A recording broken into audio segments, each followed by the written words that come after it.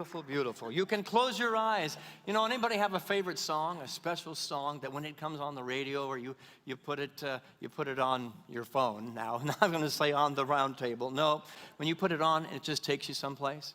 It makes you want to go someplace, and you just close your eyes and you allow yourself to be one with that song.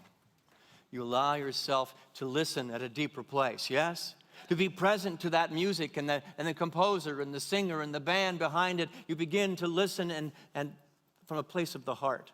That's what we're doing today. That's what we're going to be challenging ourselves to do today. But as we close our eyes, we open our ears to a greater degree. You see, the master teacher said, be in the world, but don't be defined by the world. Our job is to close out all the chaos of the world so that we can listen to a deeper meaning, a deeper purpose, a higher vibration. Yes? How many of you are listening today? How many of you are paying attention and closing your eyes, and there's a song that wants to be heard? There's a song that's being played at the core of humanity, and ours is to pay attention to it and to listen to it. We keep our eyes wide open because we're afraid. Our eyes, I'm looking. I have to be poised and ready to jump or to defend or deflect or do something to protect myself. If I close my eyes, I'm going to be vulnerable. That's exactly what listening requires, is vulnerability. And so I'm asking you to be vulnerable today. Today is the third Sunday in Black History Month. We've had two incredible speakers for the last 2 weeks. Manasseh Gabon started it off. And then we had Esther Nicholson last week, and you're going to hear from two more powerful women of color today. But I thought it might be good to hear a little bit of the Black history here at Unity North Atlanta Church from the white minister. Because I'm the guy that's in charge of managing the history, the present, and the future of this place, so it might be good to add my voice to the mix. I wanted to share a little bit about the Black history here at Unity North. Let me introduce you to a member of our congregation, or perhaps a reintroduction of a member of our congregation. His name was Atiba Davis. Can I get an amen? This stole that I am wearing today actually belonged to Atiba. It was made in Atiba's honor for his memorial service by his beloved wife, Imani, and she told me today that I get to take this home and keep it. I've got his black hat at home, too, as well. So maybe there's a little bit of soul in this white boy. If I put on the right clothes, I don't know. I'm not going to have nearly as much as Atiba had.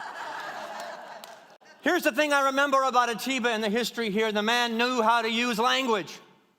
He knew how to find words and to deliver those with a passion. I mean, a passion and as he would say, a consciousness. The reality is the man used language, but as a member of our beloved chaplain corps, I watched Atiba. I listened to Atiba, and I paid very close attention to every word that came out of his mouth. And what I saw, it was the consciousness underneath the words that mattered. It was the spirit underneath the language and the ideas that really, really is what impressed me about this man. The consciousness, as he would put it, was founded in a place of listening first. I had the opportunity for Atiba to be my chaplain for 2 years at a previous church, the one that we were both at before we came to Unity North. And he was my chaplain for 2 years, and what I got was the man was not only good and gifted with language, he was really good at looking you in the eye and saying, let me hear your story. Let me be in the chaos of what you're experiencing so that I may turn it around. I may transform it into something more beautiful. But never once did I feel cut off by the man.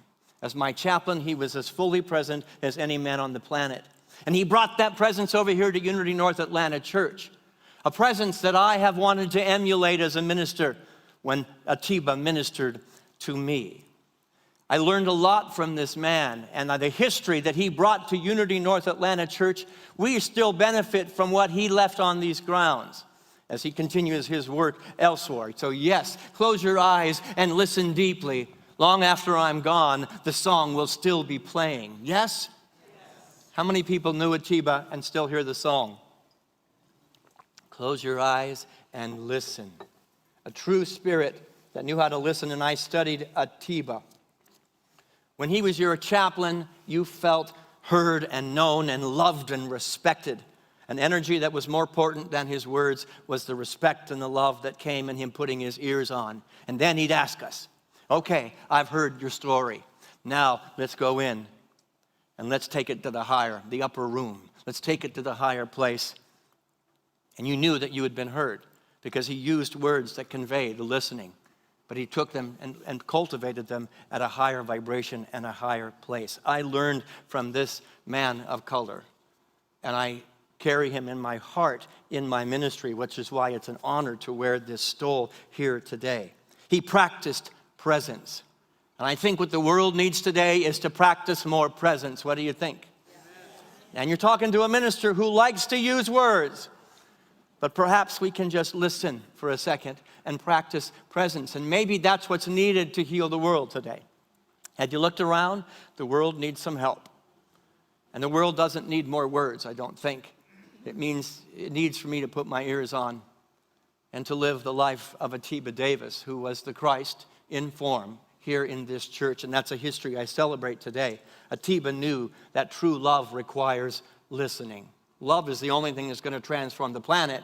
And love requires listening. Say that with me. Love requires listening. Love requires presence. Love. And the thing is, I heard some of the stories that Atiba had heard while as a chaplain. They were ugly. They were awful. They were uncomfortable. They were difficult. And they were dark. Yet it was the same presence, no matter the story. It was the same heart, the same spirit, no matter the story. I want to introduce you to another member of our congregation. And you probably don't know him nearly as well as you knew Atiba. He's still walking the planet. His name is Paul Kirkpatrick. Anybody met Paul? He's very quiet. He's married to a beloved member of our board of directors, Reverend Dr. Eugene Kirkpatrick. Yes, she's a woman of many words like I'm a man of many words. Paul doesn't have as many words as the two of us. Paul is quieter than most of the people. He usually sits right about there.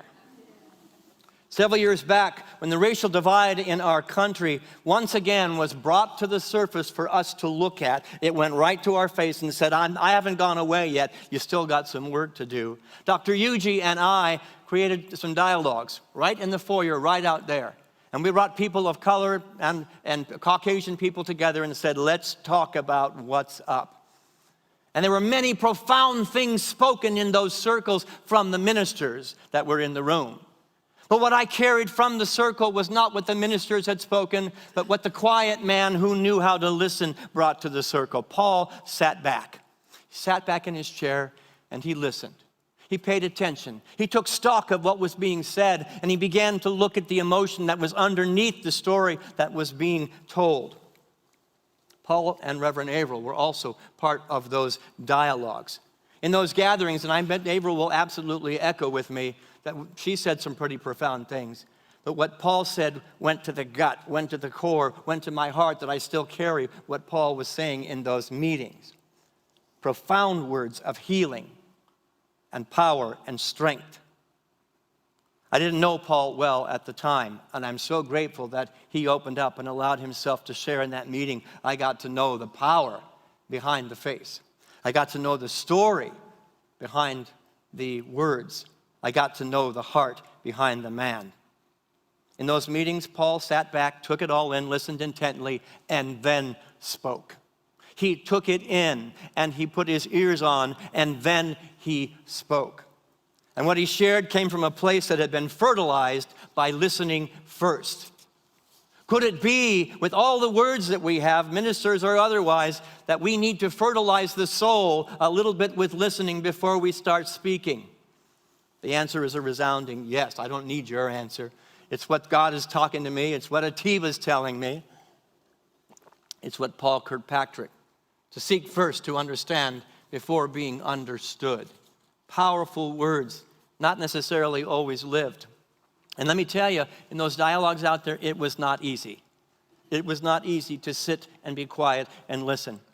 Because some of the words were a little bit, what I would label from my white heart, ignorant.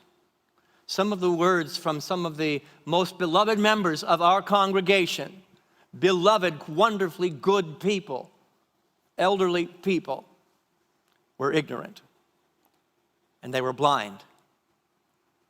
But Paul waited.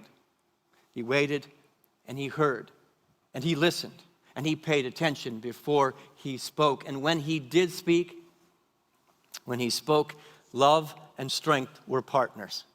He did not bow down or back up from the necessary words that needed to be put into the environment, but he did it with love. He did it with compassion for the ignorance and the blindness. There was strength and love that came from a place of thoughtfulness and a place of personal experience that other gentleman and I could not begin to understand unless we put our ears on and sought to understand first. I carry Paul's example with me today. I carry Eugene's example as well. But in that meeting, my ministry, I was not ordained, I don't believe at the point I was in school. I said, I want to be a little bit more like that. I want to be a little bit more like Atiba and Paul. And that's a black history that lives in this church, on these grounds, in these rooms, that needs to be recognized, be brought to the forefront regularly. I carry his example. Both these men are a part of black history at Unity North and impacted me as a minister. There are other two gentlemen in the room that I will talk about next week. One of them is Larry Rogers.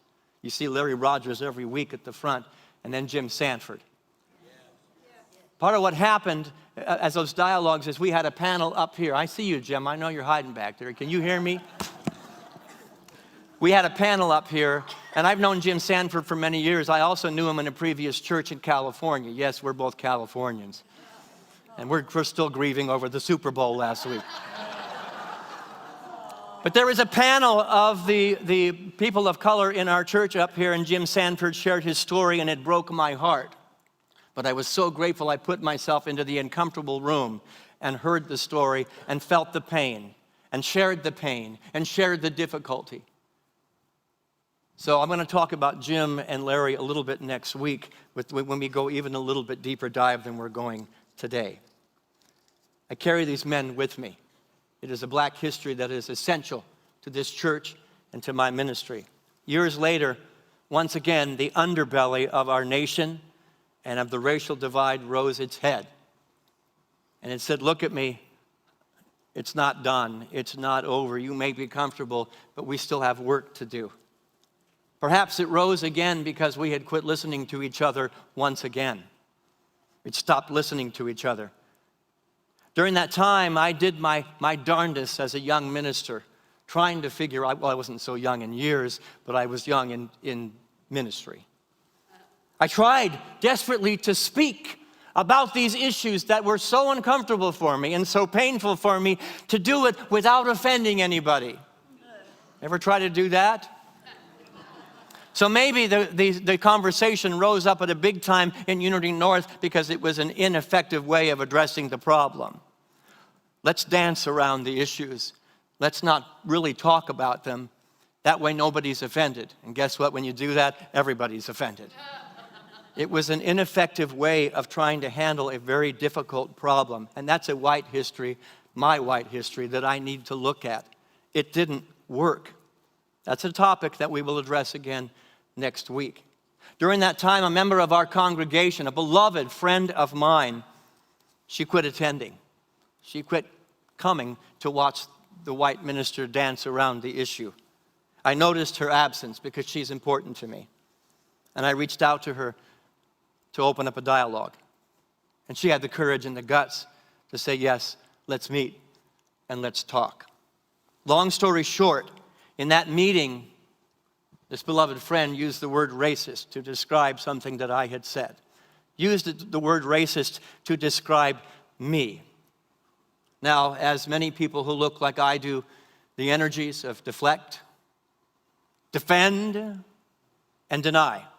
It rose up. It's just part of the issue when it gets uncomfortable. Deflect, defend, and deny. It was there. That voice, those voices were there, but so were the voices of Atiba Davis. So were the voices of Paul Kirkpatrick. So was the voice of Larry Rogers and the voice of Jim Sanford. What happened when that energy rises? What happens when the energy of deflect, deny, and defend arises? What happens? Anybody? What's that? The ears shut off. The ears shut off. And when the ears shut off, guess what? That's an indication that the heart has shut off.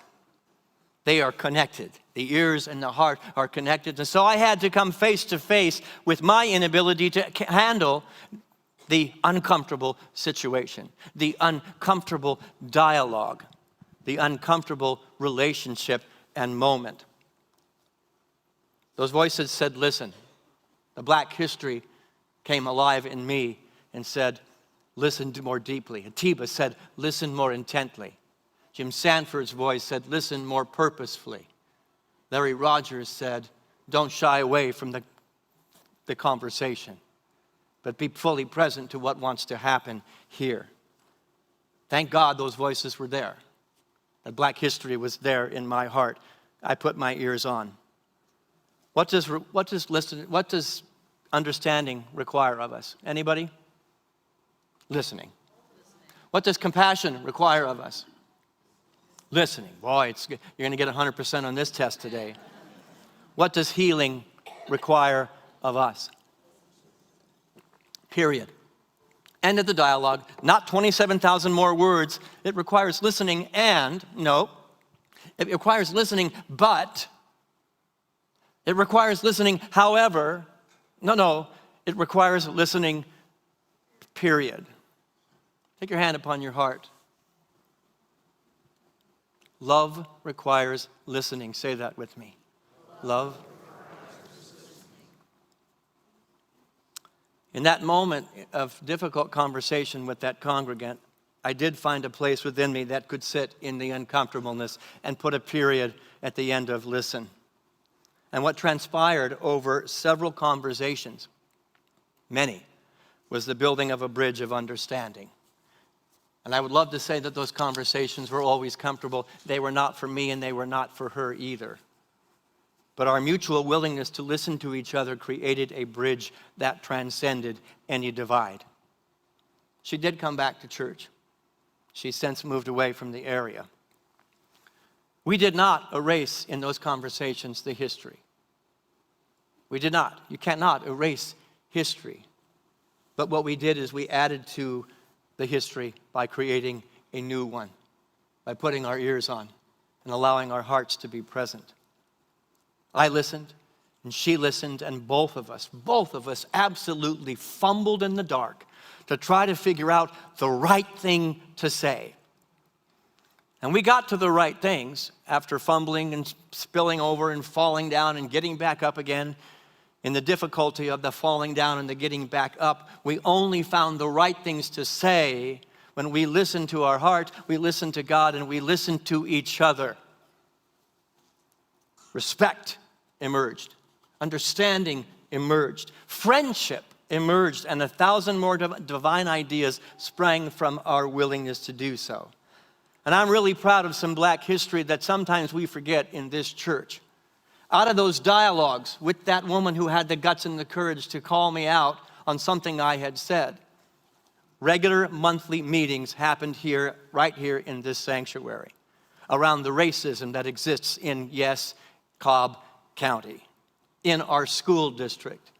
And I got to hear the black history of young teenagers, male and female, hidden behind a curtain because they were afraid for their lives, to call out what was happening in Cobb County School. No, upper class, beautiful schools. Yes, it was happening in Cobb County, and the stories broke my heart. And we got to have those conversations that were extremely uncomfortable. Those meetings happened here over a year and a half. And I would love to say we started with a wonderful turnout. It's a great idea. Yes, let's talk about it. There was like 68 people the first time we came. Ooh, this is going to get uncomfortable. I don't think I can hear this. Next meeting, 58. And then it got really uncomfortable. We heard from the teens. Then there were 48. And it breaks my heart that the last meeting we had here at Unity North, I think there were 8 of us in attendance. And 6 of those faces were black. Love requires listening, even when it is difficult. Something started here at Unity North that has expanded great, and I want to expand it here at Unity North with our Be the Bridge program that's coming up. I challenge you to get online. You can't get into the room yet, but get online and be part of the dialogue. And when you feel deflect, defend, and deny come in and you want to step away, say, no, I'm going to be in the fire and be refined. Channel your inner Atiba Davis, your inner Paul Kirkpatrick, your inner light, your inner Christ, your inner whoever listened to you at some point when it was uncomfortable. Channel them. You see, listening does not require tacit approval. It does not indicate tacit approval. It does not indicate agreement even. It isn't playing small and denying your experience at all. What it says is, love is more important than my uncomfortableness. Love is more important than my pain or your pain. I want to be present to it so that love can have its way here. It's not playing small. It means my love and my desire for oneness is more important. It's at the forefront. It's number one on my priority list, not my comfort. And so we celebrate Black History Month, and sometimes it's been a little uncomfortable and basically easy. I thank you that you put your ears on. Black, white, Asian, Hispanic, you put your ears on. And we're going to hear from two powerful women in this congregation in just a minute. Listening acknowledges that your experience has value. Listening indicates your experience and your story has value as much as mine. And your history will not be erased because my experience is different. I want you to hear that. Listening says your experience is important and it will not be erased because my experience is different.